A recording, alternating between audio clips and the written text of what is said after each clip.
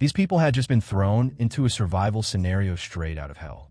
They had barely survived a catastrophic plane crash, only to find themselves trapped among bloodthirsty sharks, stranded on a makeshift island formed by the wreckage of their aircraft. Any one of them could become a meal for the predators lurking beneath the waves. Yet no one could have imagined that the entire disaster had been caused by something as ordinary as a portable power bank. During airport security screening, Dan falsely claimed he was not carrying any batteries. Unfortunately, the security officer happened to be distracted at that exact moment. As a result, a faulty leaking power bank was allowed onto a flight traveling from New York to Shanghai. This flight happened to be the veteran captain's final assignment before retirement. Meanwhile, First Officer Ben had just received devastating news that his son's condition had worsened, and the moment this flight was over, he planned to rush straight to the hospital. Sam, who had recently finished competing in an esports tournament, had his own plans. He intended to confess his feelings to his teammate Lily after they landed. With so many ominous signs piling up, this flight seemed doomed from the very beginning. Sure enough, it was not long before sparks suddenly erupted inside the cargo hold. Warning alarms immediately sounded throughout the cockpit, and Ben quickly initiated emergency procedures. However, an ordinary fire extinguisher was useless against a lithium battery fire. Left with no other choice, Ben contacted ground control for assistance. After evaluating the situation, they instructed the crew to divert and make an emergency landing at the nearest airport on Guam. Unfortunately, everyone had underestimated the severity of the fire.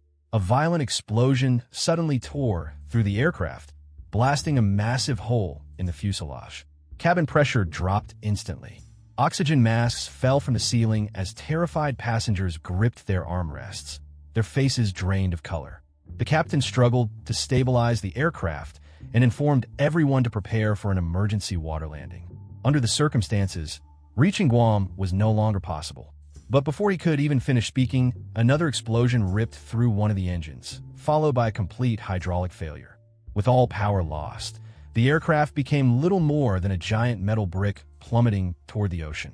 The passengers sat frozen in despair, waiting for death to arrive. Only the captain remained calm under pressure. He instructed Ben to dump all remaining fuel in order to reduce weight. Then he manually deployed the ram air turbine and carefully adjusted the aircraft's angle, doing everything possible to make it skim across the ocean's surface rather than crash directly into it.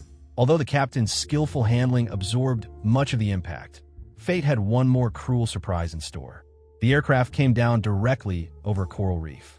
The fuselage was ripped apart and split into 3 separate sections.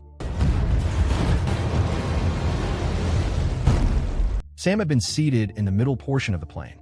Looking around after the crash, he realized that only a handful of people had survived.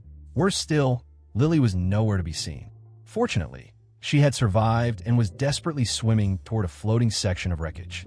As she climbed aboard, she noticed a horrifying bite mark carved into her lower leg. Staring fearfully into the water below, she realized that something dangerous was lurking beneath the surface. At the same time, Ben regained consciousness inside the cockpit. The windshield was covered with cracks, and seawater threatened to burst through at any moment. To make matters worse, the captain's leg had become hopelessly trapped in the wreckage.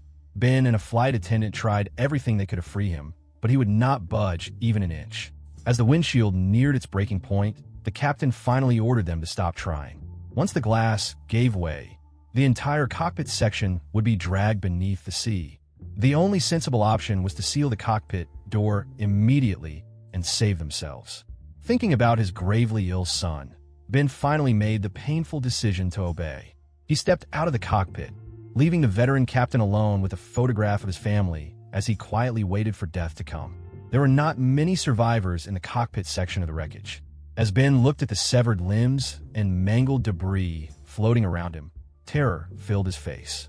Moments later, seawater burst through the shattered cockpit and flooded the cabin. Fortunately, the sealed cockpit door held firm, preventing the front section from immediately sinking beneath the waves. But Ben quickly realized that with the captain now gone, the responsibility of leading the survivors to safety rested entirely on his shoulders. The unluckiest passengers, however, were trapped in the tail section. The broken tail had become lodged upside down in a coral reef, creating a small air pocket that barely allowed people inside to breathe. The surviving passengers soon understood the grim reality of their situation. The air inside the compartment was becoming thinner with every passing minute, and the coral supporting the wreckage could collapse at any moment. From where they stood, death seemed inevitable. Despite the odds, Ben refused to abandon any survivors. Based on his calculations, there were still more than 100 kilometers from the nearest coastline. Even if the aircraft's emergency locator beacon had activated properly, rescue teams would need at least half a day to reach them. However, the crash had been so violent that Ben feared the distress beacon might have failed entirely. If that happened, rescue efforts could be delayed by days. Flight attendant Penny volunteered to swim to the main fuselage and verify whether the beacon was operating. Since the wreckage was not very far away, Ben initially believed it would be a simple task. Then a young girl suddenly spotted a massive dark shape gliding through the water behind Penny. Both she and Ben instantly realized the horrifying truth. Sharks were hunting in these waters. Unfortunately, the distance between them was too great, and Penny could not hear their warnings. Ben's heart sank. Without hesitation, he grabbed an inflatable life raft and headed out with the little girl to help. But the raft moved far too slowly. By the time Penny realized something was wrong, a shark had already sunk its teeth into her leg.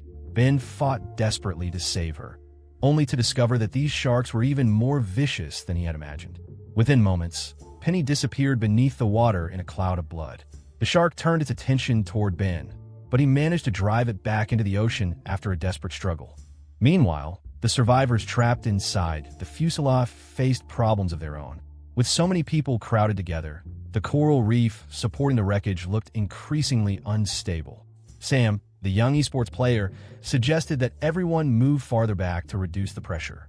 But many of the survivors, intoxicated by the fact that they had escaped death once already, saw themselves as incredibly lucky and had no intention of listening to a young man. They were convinced that the coral reef would continue supporting the fuselage and believed all they needed to do was wait for rescue. Even more infuriating was Dan, the very passenger who had brought the dangerous power bank aboard.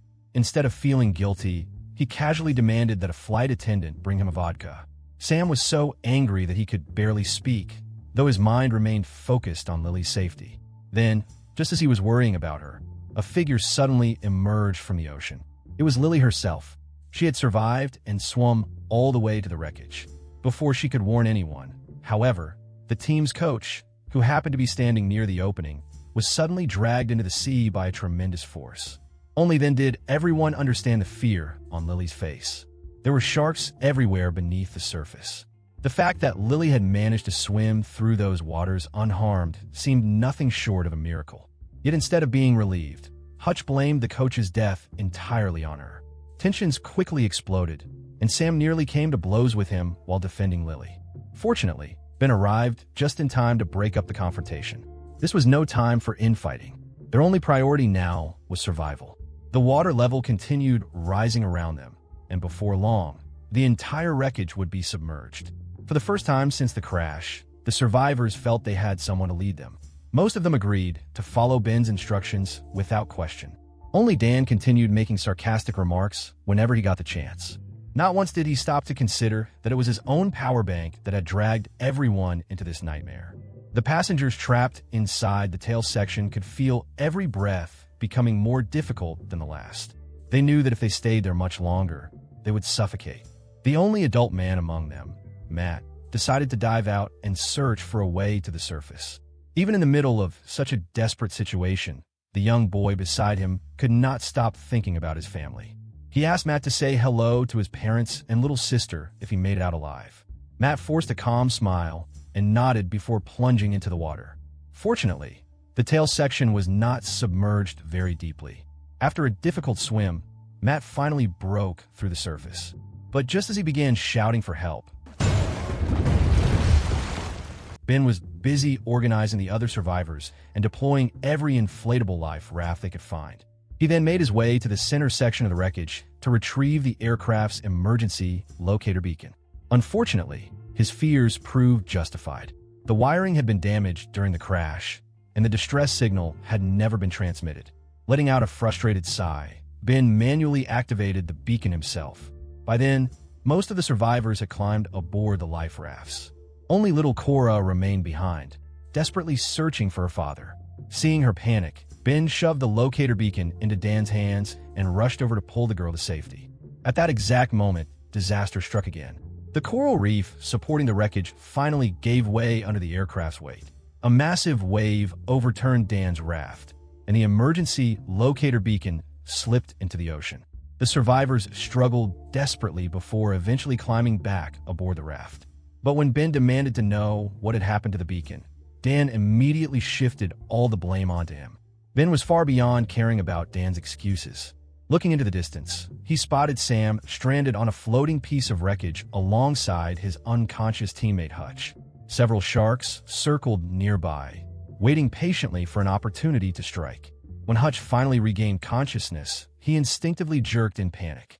Sam quickly urged him to stay calm. Sharks not only possessed an incredible sense of smell, but they were also highly sensitive to movement and vibrations in the water. Hutch was overwhelmed with guilt and gratitude. After all, only a short time earlier, he had punched Sam during their argument. At the same time, Ben realized just how dangerous their situation was and decided to paddle a raft out to rescue them. Dan immediately objected, insisting that approaching them would risk the sharks overturning the raft as well.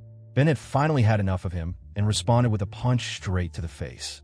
Meanwhile, the survivors trapped inside the tail section had waited a long time for Matt to return, but he never did. They could only assume the worst had happened. The oxygen inside the air pocket was nearly gone, and death was closing in from every direction. Since remaining where they were meant certain death, flight attendant Zoe decided to take a chance. She understood that neither she nor the young boy had the lung capacity needed to swim all the way to the surface under normal circumstances. However, if they could clear the wreckage, they could inflate their life jackets and let the buoyancy pull them upward. The elderly woman trapped with them refused to come. She admitted that she had never learned to swim and believed she would only slow them down. Realizing she would also need to protect the boy, Zoe reluctantly accepted her decision. Holding the child tightly, she plunged into the water. The elderly woman remained behind, alone in the dark, facing her fate in silence. Fortunately, Zoe's escape went relatively smoothly. The moment she and the boy cleared the tail section, they both pulled the inflation cords on their life jackets. Within seconds, they shot toward the surface and emerged into open air. Even more miraculously, an inflatable life raft happened to be drifting nearby. Zoe quickly opened the valve and prepared to climb aboard with Finn. Just then, a shark suddenly burst from the water. Luckily, the predators became distracted competing with one another for prey, allowing Zoe to narrowly escape. But she was not unharmed. Her thigh had been torn apart by the shark's teeth, leaving a gruesome wound. If rescue failed to arrive soon, neither she nor Finn would be able to survive much longer. Meanwhile, Ben and the others successfully rescued Sam and Hutch from the wreckage, surrounded by sharks. All they had to do now was wait for rescue to arrive. But as the hours dragged on, there was still no sign of any search and rescue team. Just as hope was beginning to fade, the distant roar of an aircraft echoed across the sky. Instantly, the survivors were filled with renewed excitement. They waved their arms frantically and shouted for help. Several flares shot into the night sky, illuminating the darkness like beacons guiding them home. Rescue personnel began descending toward the ocean on ropes, preparing to reach the life rafts. Then, without warning, a dark shape burst from the water. A shark had launched an attack. Realizing something was wrong, the pilot immediately tried to gain altitude. But a tremendous force suddenly yanked at the rescue line, causing the helicopter to lose control. At the same time, a massive wave overturned one of the life rafts, throwing its passengers into the water and exposing them to the shark's razor-sharp teeth. Not far from the disaster zone, a Chinese fishing vessel returning from a successful trip suddenly received an emergency rescue request from the authorities. Without hesitation, the captain ordered the ship to change course and head directly toward the crash site. Back at the scene, Ben had finally managed to pull several people from the water when he noticed that little Cora had been stranded on a distant piece of aircraft wreckage. Without a second thought, he dove into the shark-infested sea and swam toward her. Fortunately, numerous bodies were still floating nearby, temporarily distracting the predators. Ben reached Cora as quickly as he could, only to find her staring blankly ahead.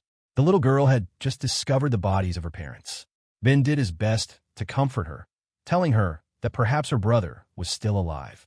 He then secured her to himself and prepared to swim back. At that moment, however, the floating corpses began disappearing one after another. The sharks had clearly started feeding again. Before long, Ben and Cora found themselves completely surrounded. Ben fired his final signal flare into the sky, but it did little to stop the predators from closing in. Then a ship's horn suddenly echoed across the water. Almost immediately, the sharks changed direction. The Chinese fishing vessel had arrived. After opening its cargo hold, the crew dumped their recent catch into the sea. The fish proved far more appealing to the sharks than the stranded survivors. Back on one of the life rafts, Dan learned that rescue had finally arrived. Relieved, he turned around and lit a cigarette he had found among the wreckage. Seconds later, a dark shape lunged from the water. The man whose carelessness had started the entire disaster finally received the consequences he deserved. With the help of the Chinese fishing vessel, the remaining survivors at last began their journey home. Their faces were filled with the joy and relief of having escaped death. Even Sam finally found the courage to pursue the love he had been hoping for.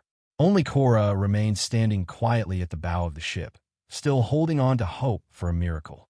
Then the captain informed everyone that there was finally a mobile signal available.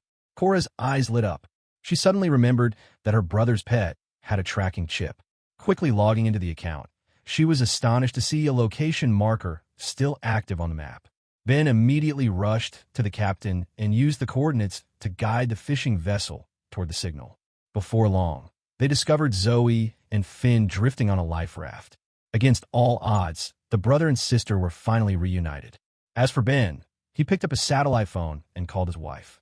At long last, he heard the voice of his seriously ill son. It was the moment he had been fighting for all along. That was the complete story of Deepwater. As far as recent disaster movies go, this one stood out as a solid entry. The characters rarely made foolish decisions, and there were no unnecessary acts of recklessness. Instead, the story focused on ordinary people doing everything they could to survive in an impossible situation.